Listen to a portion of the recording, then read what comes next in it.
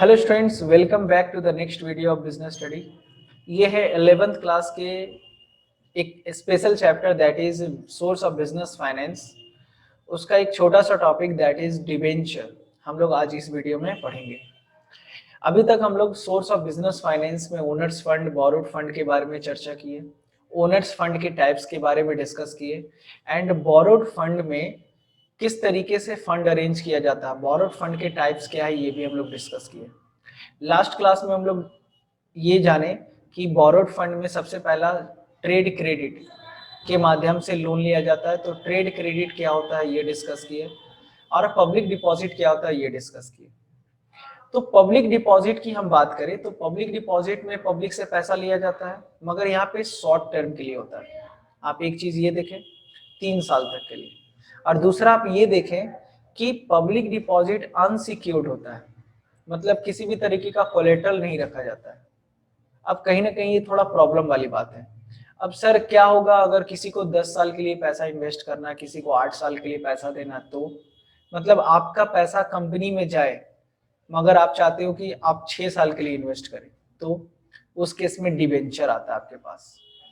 Public deposit की तरह ही debenture होता है। डिबेंचर में भी कंपनी जो है वो आम जनता से लोन लेती है ना, मगर यहाँ पे फर्क क्या है कि ये सिक्योर्ड होता है जनरली और लॉन्ग टर्म के लिए होता है ना, 5 साल 8 साल 10 साल तक के लिए होता है। तो just like public deposit debenture भी है। तो डिबेंचर आप कह सकते हो कि पब्लिक डिपॉजिट का एक्सटेंडेड वर्जन है डिबेंचर। चलिए देखते हैं कि क्या है ये। तो जैसा कि देख सकते हो कह रहा है आपका यहाँ पे, debenture include debenture stock bond and other instrument. Debenture क्या होता है? इंस्ट्रूमेंट्स कह सकते हैं। इंस्ट्रूमेंट मतलब वो पेपर जिसके माध्यम से पैसे का लेन देन होता है, ठीक है, ऑफ अ कंपनी। हाँ जी, डिवेंचर मतलब एक तरीके का निगोशिएबल इंस्ट्रूमेंट है जो कि एविडेंस के तौर पे आपको मिलता है। जैसे आप मान लीजिए मेरी एक कंपनी है, आप मेरे कंपनी में इन्वेस्ट कर रहे हो, तो उस केस में आप अगर डिवेंचर में इन्वेस्ट कर रहे हैं तो हम आपको एक पेपर देंगे, एक पेपर देंगे, उस पेपर को बोलेंगे डिवेंचर। तुम 1 लाख रुपया दोगे, हम तुमको 1 लाख रुपए का डिवेंचर पेपर देंगे। तुम 2 लाख रुपया दोगे, हम 2 लाख का डिवेंचर पेपर देंगे। और 10,000 दोगे तो 10,000 का डिवेंचर पेपर देंगे। तो इससे होता क्या है जनरली कि आपको एक प्रूफ मिल जाता है और साथ ही साथ एक चार्ज ऑन एसेट्स क्रिएट होता है। मतलब कि हम आपके नाम पे एक अपने कंपनी का एसेट्स हैंड ओवर कर देंगे, गिरवी रख देंगे कि चलो कल को अगर कंपनी बंद होती है, कंपनी को नुकसान होता है, तो मेरे कंपनी का बिल्डिंग बेच के जो पैसा आएगा उससे आपका डिवेंचर का पैसा वापस मिल जाएगा। इसको कहते हैं चार्ज ऑन एसेट्स क्रिएट करना, कोलेटरल रखना, सिक्योरिटी रखना। तो डिवेंचर आर कॉमन सिक्योरिटी, ये जनरली कॉमन होता है, मतलब कि जनरली इशू किया जाता है कैपिटल अरेंज करने के लिए। Debenture are instrument for raising long term debt capital. लंबे समय के लिए अगर लोन चाहिए ना पब्लिक से, तो आप क्या इशू कर सकते हैं? Debenture. Debenture are called creditorship security because debenture holder are called creditor of the company. Debenture को क्रेडिटरशिप सिक्योरिटी भी बोला जाता है। क्यों? क्योंकि जो लोग डिवेंचर के माध्यम से पैसा भेजे उनको क्रेडिटर ऑफ द कंपनी बोला जाता है। जैसे कि मेरी कंपनी में आप लोगों ने पैसा भेजा और बदले में आपको हम डिवेंचर इशू किए, तो डिवेंचर जो हम आपको दिए हुआ एक आपके लिए प्रूफ है। आप जितना भी पैसा लगाए हो उसमें लिखा हुआ रहेगा और साथ ही साथ आपको इंटरेस्ट कितना मिलेगा वो भी लिखा हुआ रहेगा। मान लीजिए 12% का इंटरेस्ट का बात है, तो हर साल आपको 12% इंटरेस्ट मिलते चला जाएगा, ठीक है। इसलिए आपको क्रेडिटर ऑफ द कंपनी भी बोला जाता है।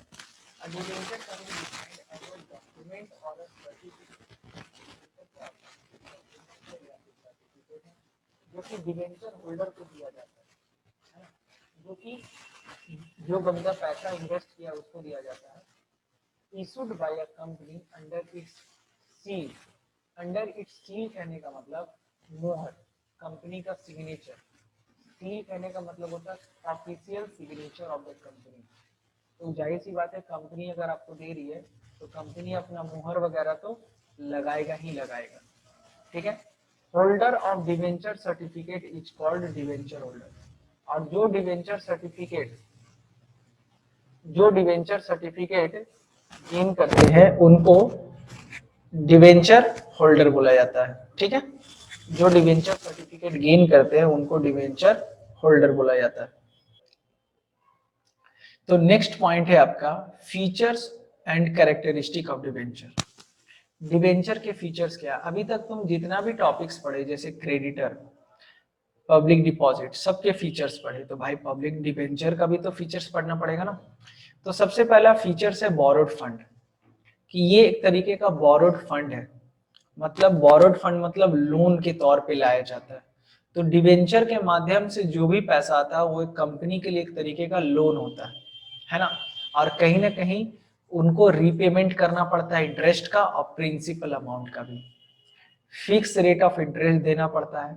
हम आपको बताए थे, पहले ही बता दिया जाता है कि कंपनी आपको इंटरेस्ट कितना देगी, 10%, 12%, 15%। तो जो रेट ऑफ इंटरेस्ट आपको एग्री किया गया है वो रेट ऑफ इंटरेस्ट आपको जरूर मिलेगा।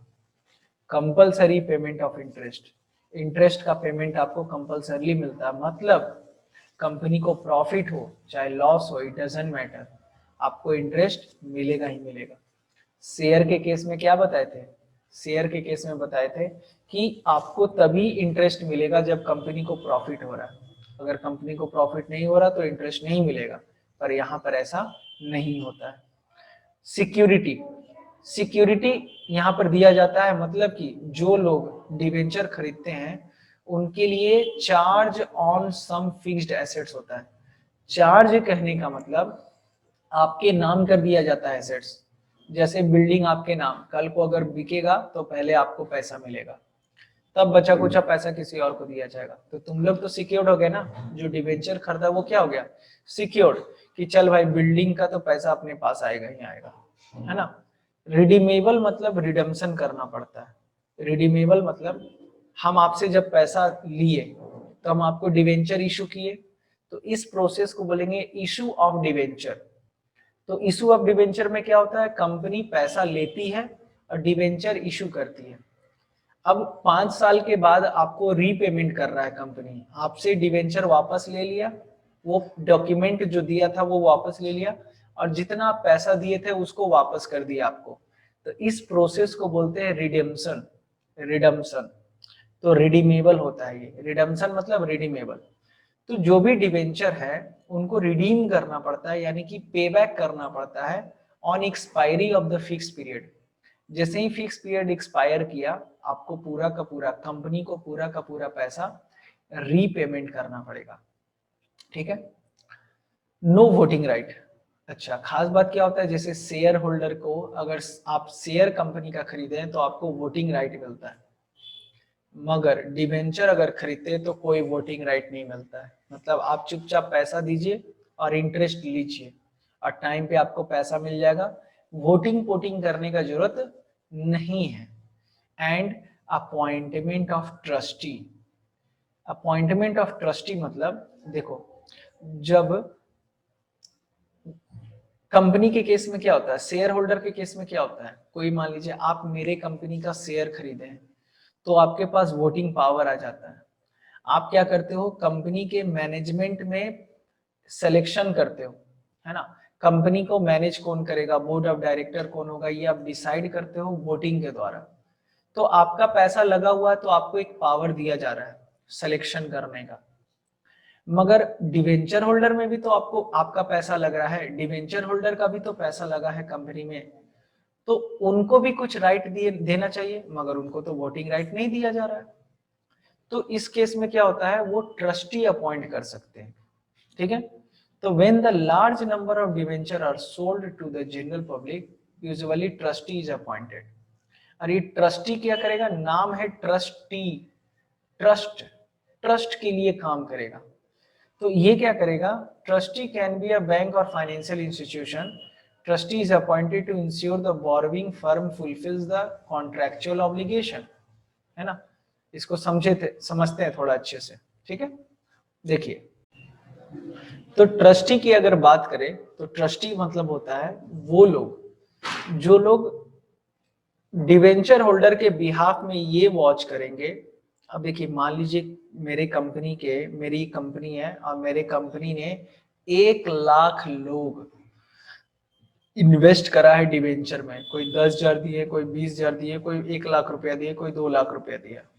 अब बताओ, 1 लाख लोग अगर सबको आकर मेरे कंपनी में विजिलेंस करेंगे तो दिक्कत है ना।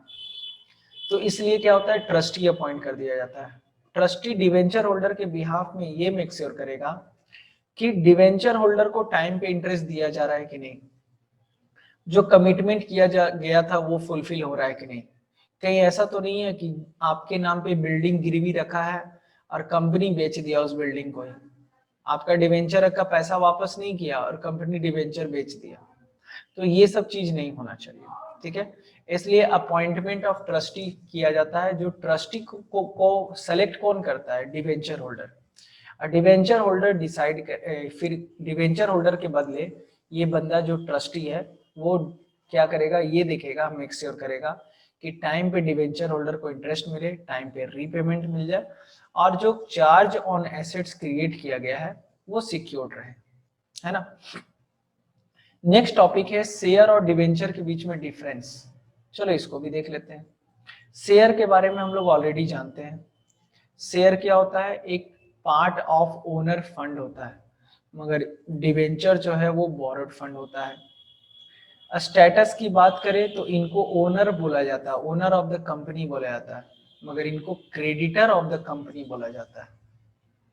तो शेयर जो है ओनर्स फंड है, ये बोरोड फंड है, ये ओनर का पार्ट है, ये क्रेडिटर का पार्ट है, ठीक है। वोटिंग राइट इनको मिलता है, डिवेंचर को नो वोटिंग राइट, किसी भी तरीके का वोटिंग राइट नहीं मिलता है।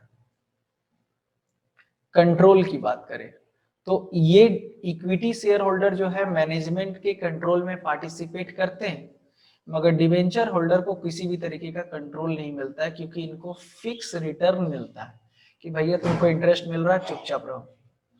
राइट टू रिटर्न की बात करें, मतलब पैसा वापस करने की बात करें, तो ओनर को बचा खुचा पैसा मिलता है, नो राइट। आपको आपका पैसा वापस मिल जाए जरूरी नहीं है, मगर डिवेंचर होल्डर तो लोन है ना, तो लोन का रीपेमेंट करना कंपलसरी हो जाता है। इसलिए अगर अर्निंग नहीं भी हो रहा है तो भी कंपनी आपका पेमेंट करेगी, पर इक्विटी शेयर में ऐसा नहीं होता है। इक्विटी शेयर में आपको चूंकि ओनर है तो लॉस बियर करना पड़ेगा। कोलेटरल सिक्योरिटी की बात करें तो किसी भी तरीके का no assets of the company is mortgaged. Mortgage मतलब होता है गिरवी रखना, किसी भी तरीके का गिरवी नहीं रखा जाता है, पर डिवेंचर के केस में आपको कुछ ना कुछ गिरवी रखना पड़ेगा, ताकि कल को अगर रीपेमेंट की बात आए और कंपनी के पास फंड ना हो तो वो एसेट्स को बेचकर रीपेमेंट होगा। रिडम्पशन की बात करें, रिडम्पशन मतलब बताए ना, रीपेमेंट ऑफ मनी, तो है ना, शेयर होल्डर का रिडम्पशन नहीं होता है, मगर डिवेंचर का जनरली रिडीम होता है फिक्स पीरियड के बाद, 6 साल, 5 साल, 10 साल, 10 ईयर के बाद आपको रिडीम करना ही पड़ेगा। तो रिडम्पशन जो है यहाँ पर कंपलसरी हो जाता है, पर यहाँ पर कंपलसरी नहीं है इक्विटी के केस में। और रिस्क की बात करें तो शेयर होल्डर जो है वो प्राइमरी रिस्क बियरर है। मतलब इनको प्राइमरी रिस्क बियरर क्यों कहा जाता है, क्योंकि इनको सबसे ज्यादा रिस्क मिलता है। कल को प्रॉफिट होगा तो पैसा मिलेगा, नहीं प्रॉफिट होगा तो पैसा नहीं मिलेगा, तो रिस्क ज्यादा है ना। पर डिवेंचर होल्डर को तो इंटरेस्ट मिलता है, प्रॉफिट हो चाहे लॉस हो, इंटरेस्ट मिलेगा ही मिलेगा। तो ये वाला बात हो जाता है। आई होप कि आपको क्लियर होगा। नेक्स्ट क्लास में हम लोग कॉमर्शियल बैंक के बारे में चर्चा करेंगे। फिलहाल आज के क्लास में बस इतना ही।